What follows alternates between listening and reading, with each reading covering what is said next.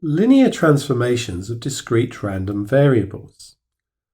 This is often known as change of scale and origin.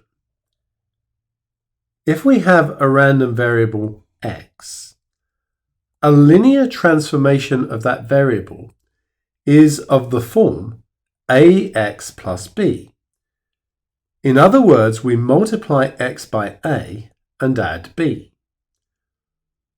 We want to investigate the effect that this has on the expected value, the variance, and because the standard deviation is related to the variance, the standard deviation. Now we're going to look at that over the next few examples, but just briefly here, suppose that we had some probability distribution that looked like this. And let's say this was at 1, 2, and 3. If we just simply add a number, let's say that we add, as we're going to in the next example, let's suppose we add 10, as we're going to in the example that follows, it would then be add 11, 12, and 13. If this is perfectly symmetric here, we could say the expectation is 2. The expectation here would be 12. We've just simply moved up by 10 by adding 10 to the distribution. So what we can say there is that the expectation of x plus 10, which strictly speaking this is x plus 10, isn't it, is equal to the expectation of x plus 10. Now instead, imagine that we multiplied by something.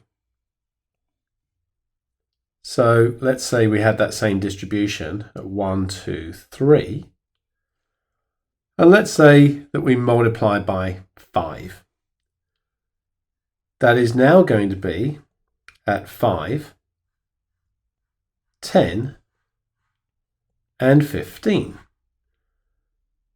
So the expectation of 5x would be 10. And the expectation of x, of course, is 2. And so the expectation of 5x is going to be 5 times the expectation of x. Now, in the first case, you'll note that the variance won't have changed at all. The dispersion is the same. The spread of the data is the same. Whereas here, it's much more spread out. Now we're going to investigate what happens with this over the next couple of examples. But basically, what we're going to find is that if we have the expectation of ax plus b, then that's a times the expectation of x plus b. Multiplying and adding both have an effect on the expectation. However, the variance of ax plus b is unaffected by just simply adding. We'll find, and variance is a squared quantity, remember, that this is a squared var x, and therefore the standard deviation of ax plus b is just a times the standard deviation of x.